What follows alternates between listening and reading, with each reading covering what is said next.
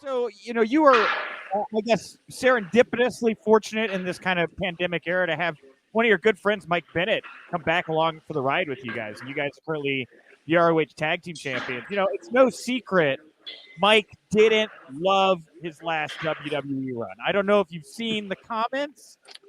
I have. I'm just going to call it a spade, right? Didn't seem like he loved his last run, right? I try sometimes to ignore Twitter altogether, but from what I've gathered from my times of browsing a time or two, I don't think he liked it. I don't think he enjoyed it. So when you as a friend hear from another friend, does that make you less likely to go want to work at a W? Do you have an interest, I guess, in a WWE? Like, how do you feel about that proposition?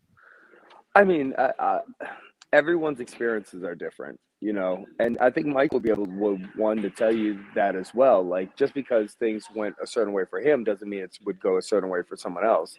I grew up a WWE fan. I'd be lying if I said I wasn't interested. I'm interested in anything. You know what I mean? I've been able to make the most out of any situation I've ever been given. So I honestly feel whoever or wherever I was to get a shot, I would make the most of it and be able to do what I've done everywhere else. So,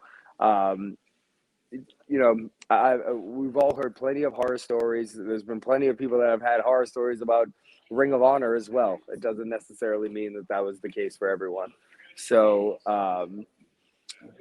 just because Mike didn't seem like, me and Mike, we were talking about this weekend. We disagree on a lot of things. We've never had an argument in our entire lives together.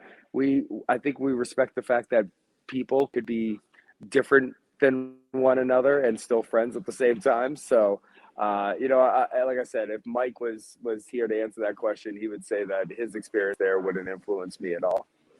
How has it been for you working with EC3 on the Free the Narrative stuff? That's a really interesting project he's got going on over there. A very interesting project. I want more people to kind of put their eyes to it. And like working with him, it's like working with someone, it's hard to explain. Someone like so passionate, like, you see people like Billy Corgan talk about music, and the way they talk about it, it's almost like it's another level for them.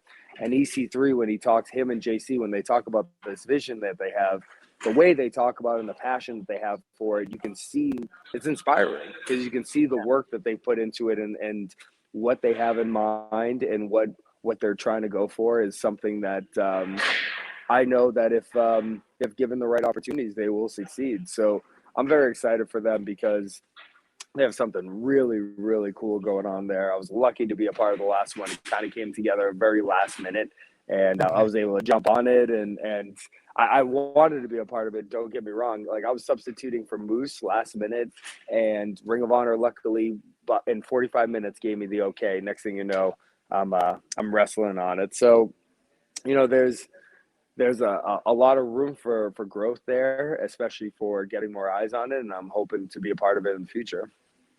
Yeah, man, it's going to be a really interesting 2022. There's just so much great talent out there right now, and I compare it a lot to the kind of craft beer business where it's like, not everybody wants to work at Coors. There's going to be a lot more of these craft, beer or craft wrestling things popping up, and I just think it's going to be very interesting. I don't know if you agree with that sentiment or not, but I just think it's going to be an interesting 2022 considering how many people are just going to be available and capable of creating, if that makes sense. I love that reference. There's craft. I see breweries popping up everywhere. You don't see people kind of saddling up to the bar and having Bud Lights anymore. They go to like their local brewery and they select out of the local vats. And if that's the case and that's how guys are going to be able to make a living, then so be it, because the indie scene could have an eruption right now with the amount of talent that's out there. There also could be another promotion to pop up. There could be one of these promotions that wants to expand. So many things can happen, and with so many guys out there, like you said, the possibilities are endless.